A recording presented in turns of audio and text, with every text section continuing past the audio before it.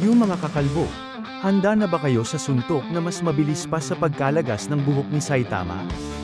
Ito na ang One Punch Man Season 3 compressed version mula Episode 1 hanggang Episode 4. Kung gusto mong piliin kung anong episode ang gusto mong panoorin, pwede mong i-click ang timestamp sa baba o hanapin sa description ng channel. Kaya kung gusto mong direkta agad sa matinding laban o i-skip yung napanood mo na, parang buhok ni Saitama yan, once gone. Di na babalik. Tulad ng nakita natin sa nakaraang season, may emergency meeting ang Hero Association pagkatapos ng pag-atake ng Monster Association. Pinag-uusapan nila ang tungkol kay Elder Centipede, yung napabagsak ni Saitama sa isang suntok. Pero gaya ng dati, may duda ang association na baka si King ang may gawa, syempre, biro lang si King. Sinusunod din nila ang usapan tungkol kay Silver Fang, bang, kasi hindi niya nahuli si Garo, at natatakot sila na kung tuloy-tuloy lang ang pag-atake ni Garo sa mga hero, magiging malaking problema to para sa association. Hindi na natin maituturing na tao si Garo, isa na siyang monster ngayon. Kaya pinag-iisipan nila na once makita siya ulit, ay declare siyang dragon level threat at magpalabas ng emergency alert para mapigilan siya.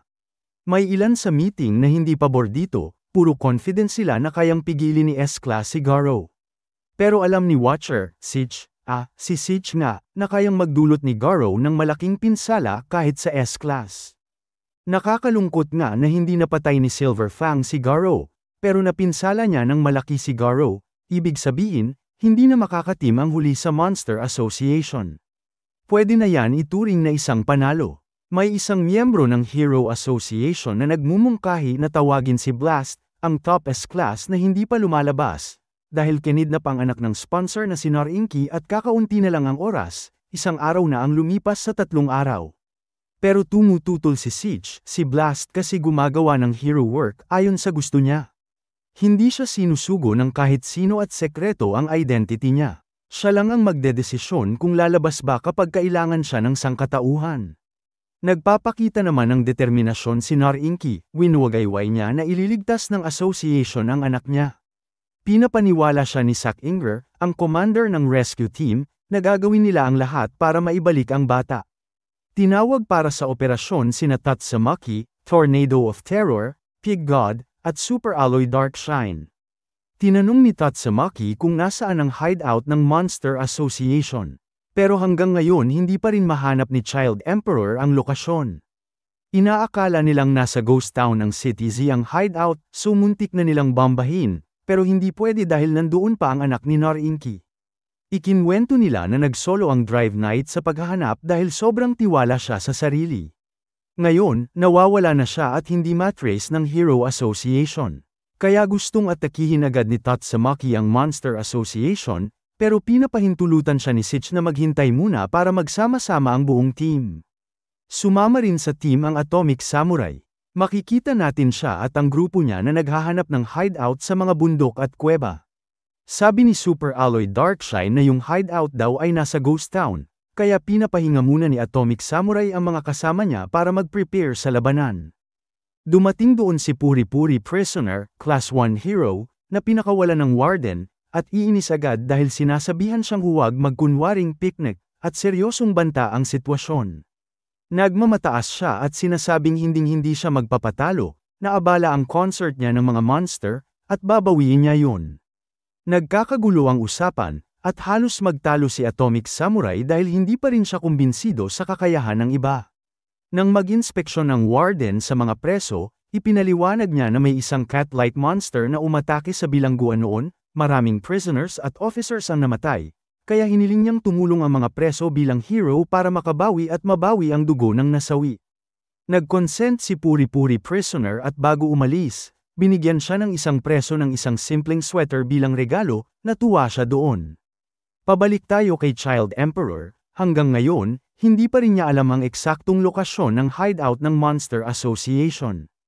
Pinapalayas niya muna ang lahat sa loob ng lugar para makausap siya ng masinsinan si Drive Knight. Tinanong niya si Drive Knight kung bakit hanggang ngayon hindi nila ibinibigay ang lokasyon, sigurado siyang dapat natagpuan na ni Drive Knight ang hideout. Sumagot si Drive Knight na hindi niya sinasabi ang detalye dahil baka pumunta silang lahat at mamatay kasama ng bata. Inalok naman siyang sumama para mas maprotektahan ang rescue operation. Ano ka ba? Bakit parang natatakot ka? Nasira ba ang mental body mo? Anong klaseng halimaw ang nakalaban mo? Hindi siya basta-bastang halimaw, siya si Monster King Orochi. Sinira niya ang katawan ko sa isang suntok lang, pati ang self-destruction device ko, na-disable din niya. Hindi ako natatakot sa Monster Association. Ang kinatatakutan ko ay ang mga ibang puwersa na naghihintay lang na hamina ang sangkatauhan para sakupin tayo. Kaya tandaan mo, huwag kang basta magtitiwala kanino man. Itago mo ang lakas mo, at gamitin mo yun sa tamang oras. Dahil nawalan na ng tiwala si Narinki sa Hero Association, pinasuot niya sa sariling security force ang mga special battle suits, na halos kapantay na ng mga professional hero ang lakas. Ipinadala niya sila para sagipin ang kanyang anak. Samantala, si Zombie Man ay nag-iimbestiga sa City Z para hanapin ang hideout ng Monster Association. Habang si Blizzard, Fubuki, naman ay papunta sa bahay ni Saitama, dahil winasak ng kapatid niyang si Tornado, Tatsumaki, ang sariling base niya. Kaya pumunta siya doon para makipag-meeting. Pagdating niya, nadatnan niya sina King, Genos, Saitama, Silver Fang, at Deathwing. Kalmado lang silang lahat, parang walang nangyayari sa labas.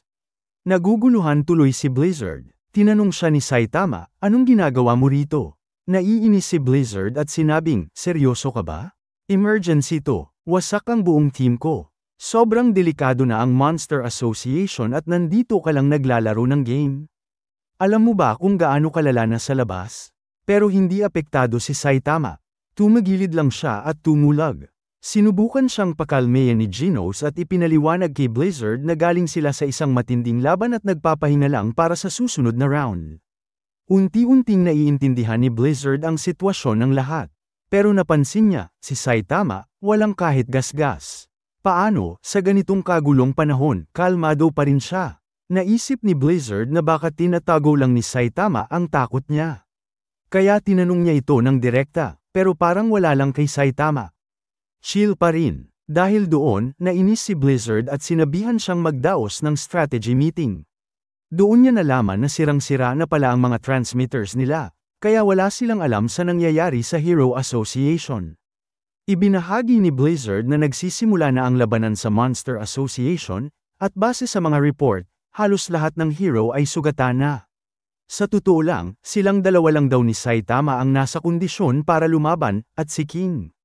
Well, nag-iisip na kung paano tatakas. Kaya inaya ni Blizzard si Saitama na makipag-team up. Ipinaliwanag niya na kung tutulong ngayon ang mga B-class heroes sa association, makakakuha sila ng magandang reputation sa future evaluations. Kaya nagsimula silang mag-usap tungkol sa mga halimaw. Si Silver Fang naman ay may kaba, baka makipagsanib si Garo sa mga halimaw. Narinig na rin ni Saitama ang tungkol sa Hero Hunter na yun. Pero ang ikinainis niya, hindi siya ginawang target ni Garo. Feeling niya, baka dahil lang sa hero name niyang Cape Baldy.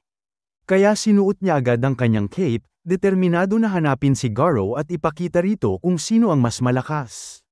Siyempre, habang bibili na rin ng gulay pauwi, naiwan na naman si Blizzard mag-isa, at hindi pa rin niya napasama si Saitama at ang grupo niya sa Fubuki Gang. Samantala, nagigising si Garo. Tinakpan na ng mga halimaw ang mga sugat niya. May iniwang sulat si Gyoro, sinasabihan siyang manatili muna sa silid dahil masyado pa siyang sugatan. Kapag lumabas daw siya ngayon, baka madakip siya ng mga hero. Pero binaliwala lang ni Garo ang babala, nagbihis, at lumabas. Paglabas niya, nagtataka siya kung nasaan siya. Sinundan niya ang liwanag hanggang sa mapunta siya sa lugar kung saan bihag na ng mga halimaw ang special rescue team ni Narinki. Nakikita niyang nagmamakaawa ang mga ito, pero walang halimaw ang may balak magpatawad. May mga halimaw pang ang nanunood, aliw na aliw sa eksena. Biglang dumating ang bagong halimaw, si Machine God G5. Isang demon-level threat, siya rin pala ang dahilan kung bakit nahuli ang team ni Narinki. Doon napagtanto ni Gyoro na galing sa isang ibang organisasyon si G5, pero ayaw nitong sabihin kung alin. Kaya hindi na siya nang ulit at gamit ang telepathy, sinabi niyang manatiling kalmado si Garo. Ipinahayag ni G5 na ang mga suot ng mga tao, ang combat suits, ay sobrang mahalaga at hindi basta-basta magagamit ng iba. Pero kung may iwan nilang buhay ang mga nakasuot nito, pwede nilang gamitin ang mga iyon bilang mga pawn. Nagustuhan ni Gyoro ang ideyang yun. May isa pang halimaw, si Dues, na nagboluntaryong sanayin ang mga ito. May kakayahan siyang mind control, kaya ginamit niya ang kanyang letigo para gawing mga alipin ang mga ito. Pagdating ni Garo, alam na ng lahat ng halimaw kung sino siya. Naroon din si Orochi, pero hindi alam ni Garo kung sino siya talaga. Tinanong niya si Gyoro kung bakit siya dinala roon. At doon nagsisimula ang susunod na yugto ng kwento. Ang paghahanda para sa isang digmaan laban sa mga demon-level threats. Konti na lang ang mga monster na natira sa itaas, mas mababa pa sa 30, at kahit ganoon, may pag-asa pa tayong manalo sa laban na to. Ang pinakakailangan natin ngayon ay pagkakaisa at isang leader. Kaya gusto kong ikaw ang maging leader at tulungan mo akong pamunuan sila. Matagal ko nang hinahanap ang isang tao na may matinding galit sa mga hero, at sa tingin ko, ikaw ang perpektong kandidato. Bukod pa riyan, kung paano mo hinarap ang mga S-class hero, grabe, nakakabilib talaga. Pero may isang kondisyon mula sa aming master, si Orochi. Kailangan mo munang patunayan na tunay kang monster. Nagtanong si Garo kung paano niya mapapatunayan yun, kaya ipinaliwanag ni Orochi na kailangan niyang dalhin ang ulo ng isang hero sa loob ng isang araw. Doon sinabi ni Garo na napatay na raw niya si Silver Fang. Pero agad siyang sinabihan ni Phoenix Man na buhay pa sina Silver Fang at ang kasama nito. Dahil doon, umalis si Garo sa lugar. Pagkaalis niya, nagpadala si Gyoro ng 2 demon-level threat monsters para habulin siya. Samantala, nag-uusap sina Tempest Wind at Hellfire Flame tungkol sa sitwasyon ni Garo. Wala pa rin silang balita tungkol kay Sonic, dahil binigyan nila ito ng monster cells para maging monster din. Sa isip nila, baka patay na si Sonic. Pero sa totoo lang, buhay na buhay si Sonic. Dahil kinain niya ang monster cells, sobrang sumakit lang ang tiyan niya, literal na food poison siya.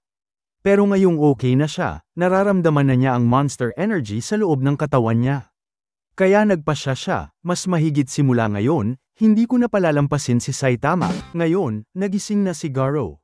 At inutusan siya ni Monster King Orochi na magdala ng ulo ng isang hero para maging monster.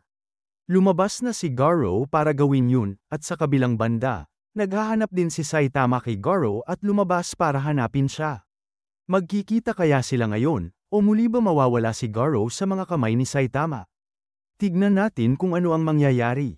Dito, matapos ang banta ng Monster Association, maraming tao ang natakot at handang sundin na ang mga monster. Iniisip nila na wala ng pag-asa para sa sangkatauhan, may mga tumututol naman, pero pag may nagsalita laban, hinuhuli agad ang taong iyon para ay sakripisyo. Doon pumapasok si Garo at inililigtas ang taong sinisikil. Seryoso, sino ba sa inyo ang akalaing sa pag-save ng sarili, isasakripisyo nyo ang iba? Nakakadismaya talaga na mabilis bumigay ang lipunan, parang wala nang saysay kung ako pa ang darating bilang isang malakas na monster. Hindi na madedepensahan ang tama. Sa balita, lumalabas din na dahil sa takot at kaguluhan, maraming tao ang nalululong sa pagnanakaw at krimen. Habang nag-iikot, may isang grupo ng mga lalaki na nang-iistorbo ng isang matandang lalaki. Sinabihan sila ng iba na tumigil, pero hindi sila nakinig. Dumating si Garo at pinagsabihan silang umalis. Pero isa sa mga lalaki naglabas ng kutsilyo at tinangkang takutin si Garo. Agad na sinira ni Garo ang kutsilyo at pinatalsik ang mga nang-aapi. Pumunta si Garo sa isang restaurant para kumain. Nang unang subo pa lang, ramdam na niya na grabe ang kagutuman niya, kaya umorder siya ng halos lahat ng nasa menu. Kumain siya ng kumain hanggang sa ma-satisfy. Samantala, nagbabayad naman si Saitama sa kabilang mesa, at naalala niyang wala siyang wallet. Biglang nagkabulabog siya, pawisan, at hindi niya matawag si Genos dahil masama pa rin ang kalagayan niyan. May announcement sa restaurant, may mahigpit na security, at hindi pinapayagang umalis ang mga customer nang hindi nagbabayad. May naka-assign ding former pro hero para magbantay. Doble pang nagpanik si Saitama, baka isipin nila na sasuko siya kung sasabihin niya ang sitwasyon niya. Kaya lalong lumala ang kaba niya. Biglang dumating si Blizzard, matagal na niya hinahanap si Saitama. Tinatanong ni Blizzard kung bakit bigla siyang nawala sa gitna ng usapan nila. Hinahanap mo ba yung Hero Hunter? Sabi niya, sige, Tutulungan kita, pero kukunin ko ang 70% ng success fee ko. Napakaprangka ni Blizzard. Mabilis ka nang umakyat, nasa Class B ka na, rank 7.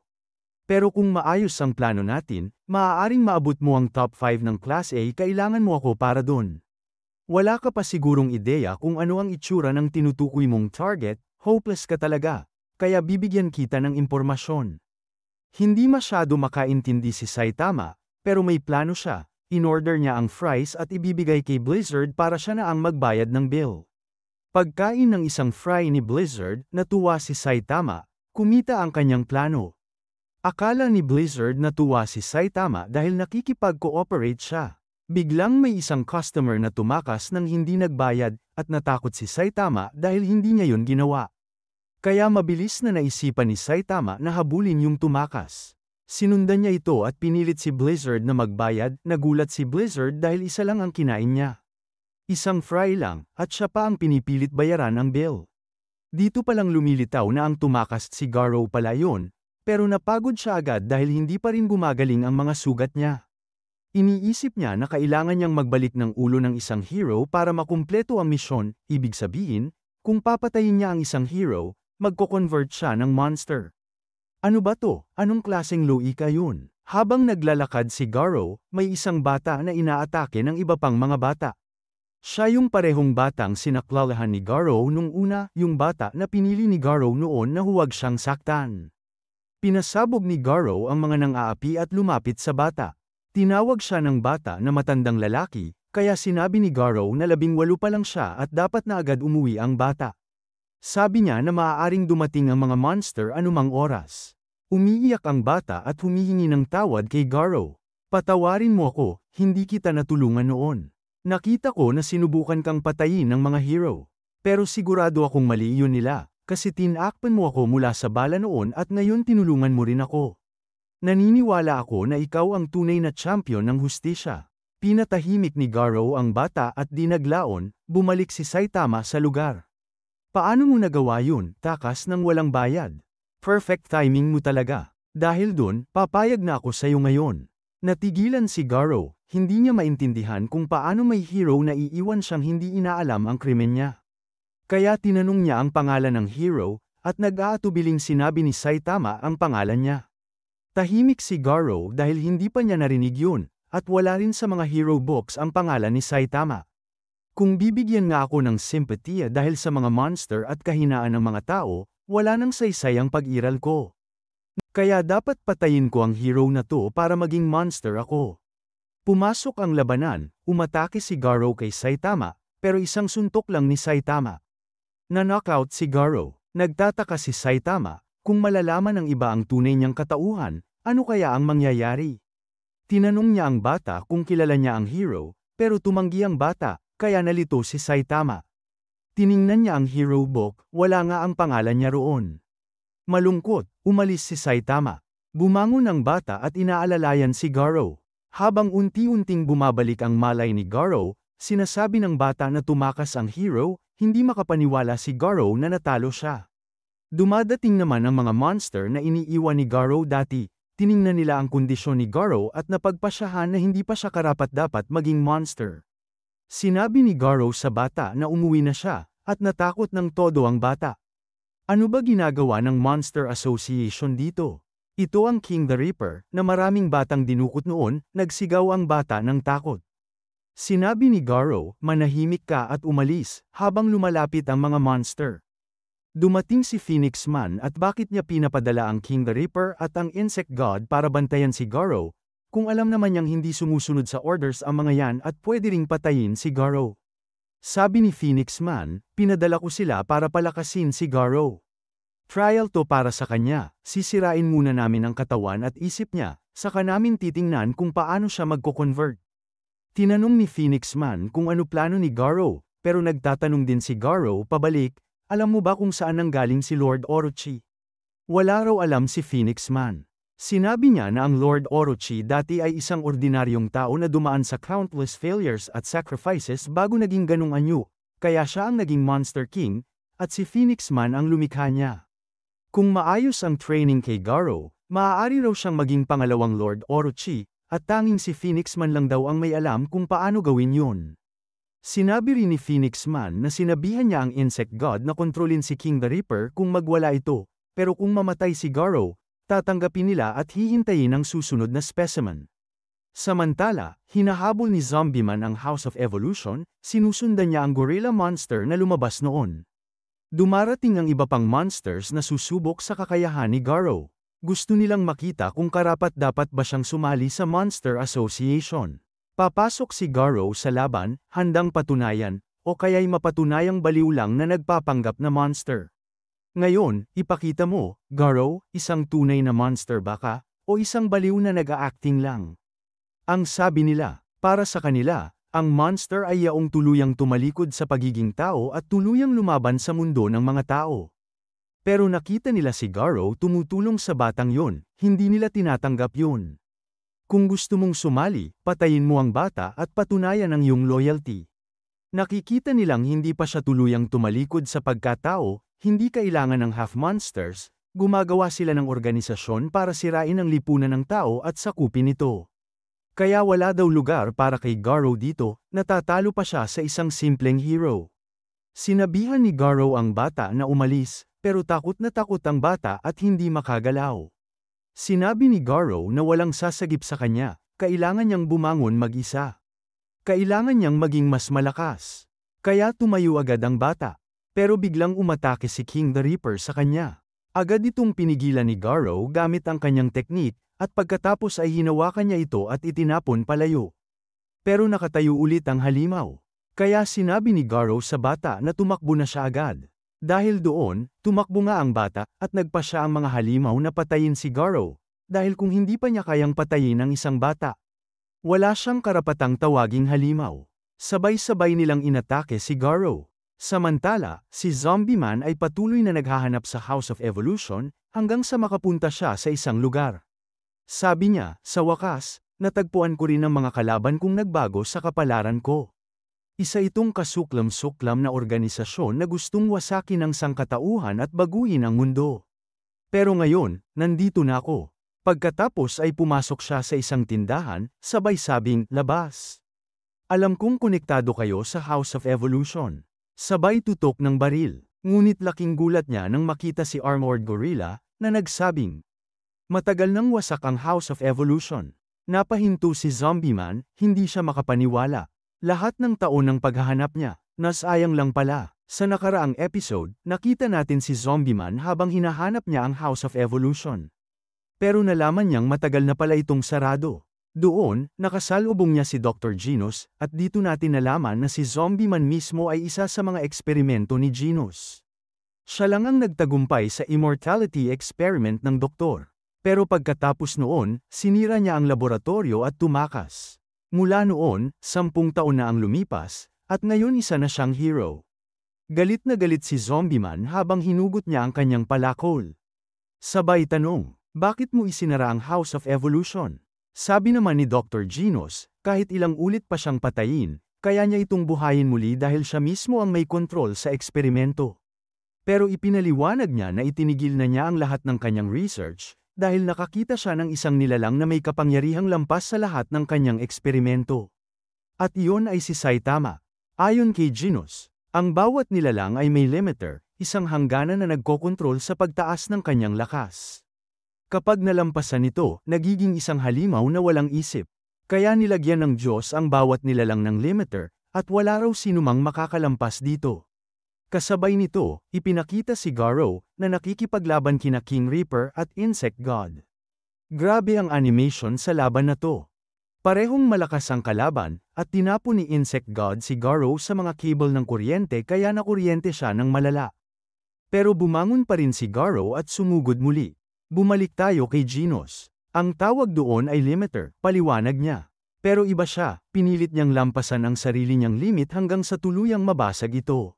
Dahil dito, naging sobrang lakas si Saitama. Tinanong ni Zombieman, wala bang kapalit ang pagtanggal ng limiter? Sabi ni Genos, meron. Malaki ang presyo na binayaran niya, naging kalbo siya at pakiramdam niya ay laging mag-isa. Naalala pa ni Genos nang talunin ni Saitama ang pinakamalakas na halimaw ng kanyang laboratorio sa isang suntok lang. Pero walang kahit katiting na saya sa mukha niya. Hindi kumbinsido si Zombie Man. Sabi niya, marami na siyang nakitang halimaw na may kapangyarihang lampas sa limit, pero ipinaliwanag ni Genos. Hindi yon dahil tinanggal nila ang limiter.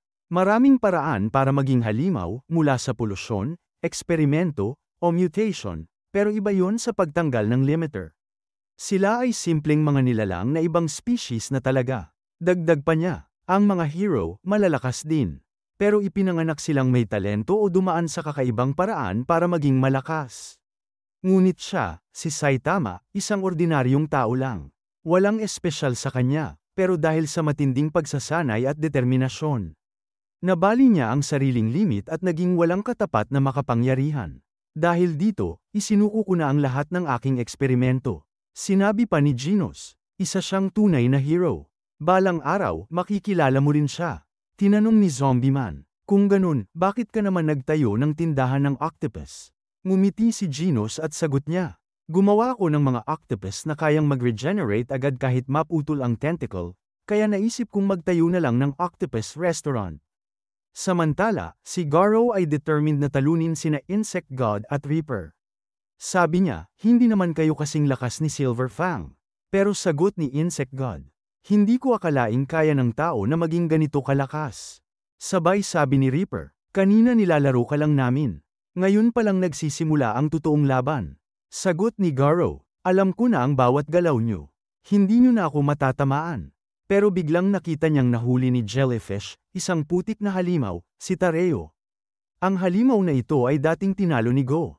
Sumigaw si Garo, wala siyang kinalaman dito. Pero habang abala siya, biglang umatake si Reaper sa likod. Sunod naman si Insect God, tumama ng malakas na suntok, at si Reaper ay paulit-ulit siyang hinihiwa.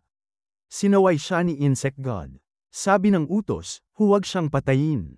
Sagot ni Reaper, sana sinabi mo agad, patay na yata siya?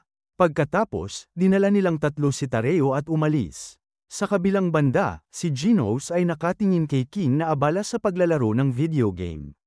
At syempre, panalo na naman si King. Sabi ni Genos, hindi ko pa rin maintindihan kung paano niya yun nagagawa. Siguro kailangan ko pang lumakas tulad ni na Master Saitama at King.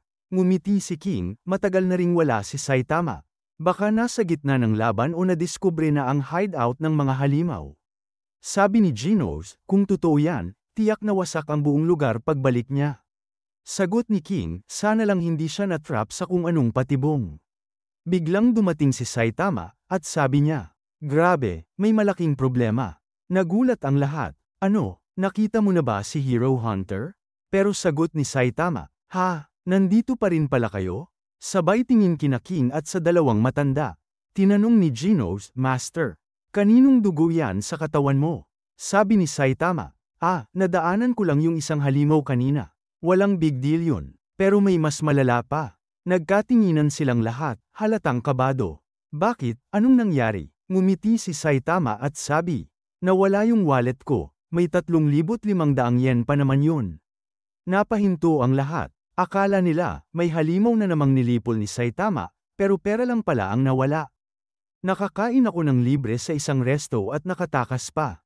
Pero sa pagmamadali kong habulin yung tumakas, naiwan ko pala yung pechay sa loob ng restaurant. Biglang dumating si Fubuki, dala-dala niya yung pechay na nakalimutan ni Saitama. Sabi ni Saitama, gusto raw niyang kumain ng hotpot ngayong araw, at hindi daw kompleto yun kung walang pechay.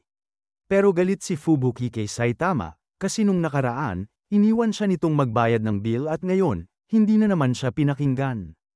Habang nag-aaway sila, iniisip ni Genos kung bakit ba palaging dumadalaw si Fubuki sa kanila. Gusto rin ba niyang maging estudyante ni Master Saitama? Tanong niya sa isip. Biglang nag-warning ang system ni Genos, may isang bagay na papalapit ng napakabilis. Pero hindi pa handa si Genos makipaglaban. Parehong sugatan din yung dalawang matanda. Si Fubuki naman, hindi niya kayang kalabanin ng halimaw na may demon level o mas mataas pa. Si Saitama naman, wala sa kondisyon dahil nawalan siya ng wallet. Iisa lang ang natitirang pwedeng lumaban, si King. Sabi ni Genos, King, may kalaban sa labas ng pinto. Ikaw na bahala sa kanya. Nanlaki ang mata ni King at pinagpawisan agad. Pilit pa siyang itinulak ni Genos palabas at isinara ang pinto. Ilang saglit pa, bumukas ulit ang pinto, sabi ni King, hindi to halimaw, may dumalaw lang. Isa palang Dr. Casino, ang siyentistang tumulong kay Genos. Dumating siya dahil na-receive niya ang distress signal ni Genos. First time din niyang makilala si Saitama. Paglapit niya, sabi ni Saitama, tanggalin mo muna sapatos mo bago pumasok. Ikinwento ni Casino na dati siyang mechanical engineer, pero ngayon, kasama na siya ni Genos sa mga mission. Habang nagsasalita pa si Casino, sumabat si Saitama. Kaya ka pala nandito, kukunin mo na si Genos. Ang dami na kasi natin dito, kaya bilisan mo nang magpaalam. Ngunit sabi ni Casino, hindi ako pumunta dito nang walang dalang regalo. Pagkabukas ng dala niya, isang mamahaling karne. Napangiti si Saitama at tuwang-tuwa. Sabi niya, pwede kang bumisita kahit kailan gusto mo. Napaisip tuloy si Fubuki, ganun lang kadali patabain tong kalbong to. Ako, ilang beses ko nang sinubukan isali siya sa grupo ko. Sabi ni Saitama, isasama ko tong karne sa hotpot mamaya. Pero kayo, umuwi na. Akala nyo ba dito dormitoryo? Samantala, sa hideout ng Monster Association, nag-uusap sina Reaper at Insect Garo. Sabi nila, bumagsak daw si Garo sa kanilang test kaya napilitan silang patayin siya. Tinanong ni Garo, sigurado ba kayong patay na siya? Sabi ni Creeper, hindi ko man na-double check, pero sigurado akong wala na siya. Kasama nilang dinukot yung batang nakakita sa kanila, si Tareo. Isinara nila sa kulungan kung saan may isa pang batang nandoon, si Wag-ama, anak ng isang mayamang tao na hinahanap ng mga hero. Kumpiyansa si Wag-ama na darating agad ang mga hero para iligtas siya. Pero sabi ng halimaw na parang jellyfish, walang mangyayaring ganon. Sagutan si Wag-ama, hindi mo kilala ang mga S-class hero. Malakas sila, kahit si Metalbat lang, kaya kang pabagsakin. At nandoon pa sina Tornado, Blast, at syempre si King. Sumagot si Jellyfish, ang Monster Association ay ginawa para durugin ang mga hero. Mas malakas kami. Ang mga top monsters namin ay may threat level dragon, parang mga Diyos. Kahit si King, walang laban sa kanila. Sa kabilang banda, makikita natin si Garo, buhay pa pala. Biglang nagising si Garo. Unti-unti bumabalik sa kanya ang mga alaala ng laban niya laban sa mga halimaw. Ano ba itong nangyayari? Bakit natutulog ako? Natalo ako kanina ng mga halimaw, paano ako buhay pa? Ano nangyari sa batang yon, dinala ba siya? Wala akong panahon mag-isip ng lahat ng yan ngayon. Kailangan ko munang huminto ang pagdurugo ko. Sandali, tumigil na pala ang pagdurugo ko. Dinagdagan ni Garo ang power niya, lumaki at tumigas ang mga kalamnan niya nang bumangon ang kanyang kakayahan. Samantala, sa Hero Association, hinahabol pa rin ni Child Emperor ang lokasyon ng Monster Association, sobrang lapit na niya. Dumating si Sekingal para makita siya at tinanong kung nahanap na ba niya ang lokasyon. Nag-uusap na rin ang iba, nagkakalat ba na ang lahat ng S-Class heroes? Hindi, nasa ospital pa sina Tank Top Master at Metal Bat. Walang bakas si Drive Knight, tumanggi sina Watchdog Man at Metal Knight na sumali, at papunta pa lang si Zombie Man. Wala pa rin kaming koneksyon kay Silver Fang, Bang, Demon Cyborg, o tinatawag na Demon Cyborg, Genos, at kay King. Kailangan namin silang isama sa planong ito dahil sobrang kritikal ang operasyon para sa mga S-Class. Saglit lang, nag-research ako tungkol sa Demon Cyborg at nalaman kong nakatira sila sa ghost town ng City Z, at di inasahan, dun din mataas ang budi ng Monster Association. Maliit lang ang alam natin tungkol sa organisasyon na to, kaya kung may traidor sa loob ng team natin, masisira lahat ng plano at posibleng mapahamak tayong lahat. Bago pa lang si Genos, kaya hindi naman natin siya maaaring pagsang-ayonan ng buo. Dahil nakatira siya sa City Z, hinihinalaan ninyo siya. Kung ganyan, bakit hindi ninyo direktang tanungin si Genos? Hindi na kailangan. Iwasan nating isama siya sa mission na ito, hindi natin kayang magkamali. Pinakinggan ni Sekingal ang suhestyon ni Child Emperor. Tumango si Sekingal at sinabi kay Siege na labis na nagulat tungkol dito.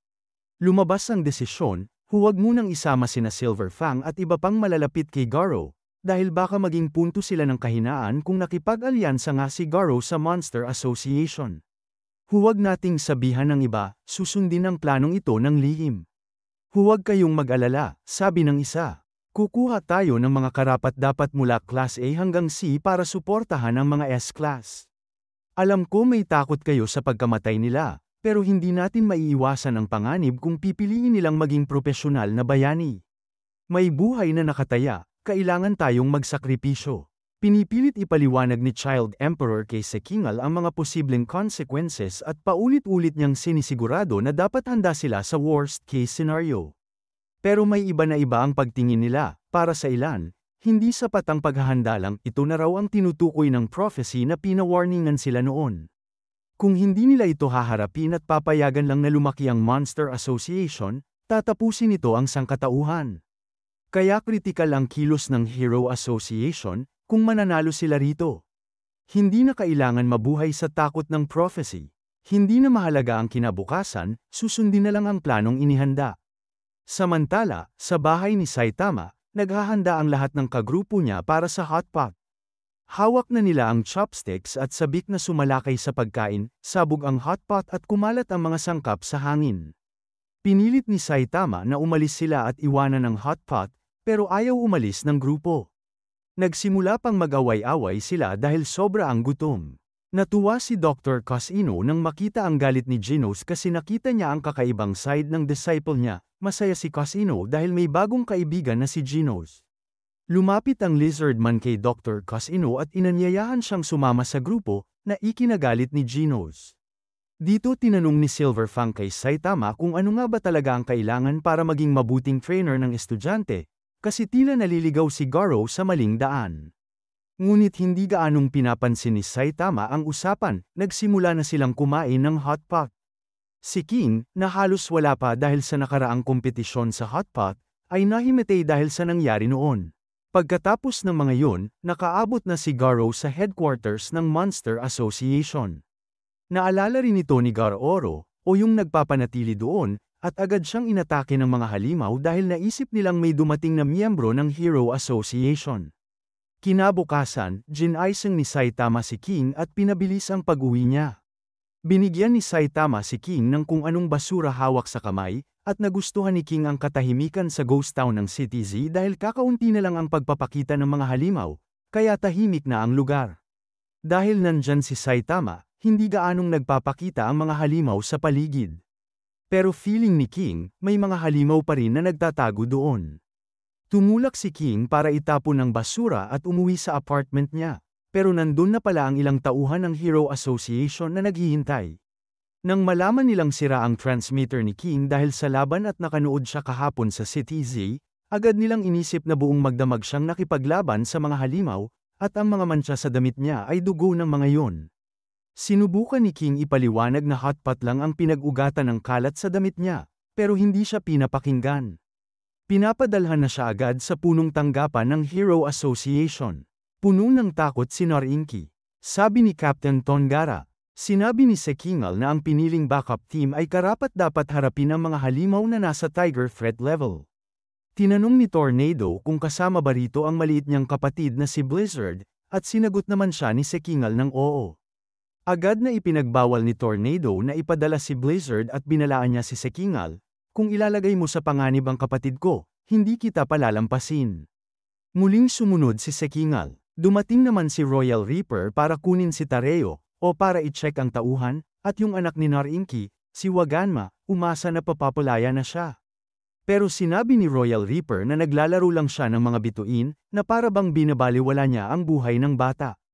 Tinatawag ni Tareo, o Taro, ang mga heroes para ipagtanggol siya, pero sinabi ni Royal Reaper na ang darating lang ay ang Hero Association para iligtas ang anak ni Norinki, at walang ibang nakakaalam na nandyan pa pala si Tareo.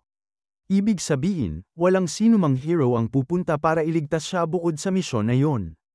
Habang nag-iikot, may mga ibang halimaw na dumating para hanapin ang taong napansin ni Garo, kasi pinatay ni Garo ang dating team nila at hindi nila maintindihan kung sino ang pumasok doon. Nang makita nila ang mga pira-pirasong katawan ng halimaw, natanto nila na may tao palang pumasok na galit sa Monster Association, at dahil rito, nagsimulang hanapin nila si Garo. Tumatawag ng tulong si Taro at hindi maintindihan kung bakit ganoon ang trato ni Reaper sa kanya. Tinanong nila si Reaper kung bakit ganoon ang ginawa niya. Sumagot si Reaper ng malamig, ginagawa ko ito dahil isa akong halimaw. Wala akong pakialam sa digmaang ito.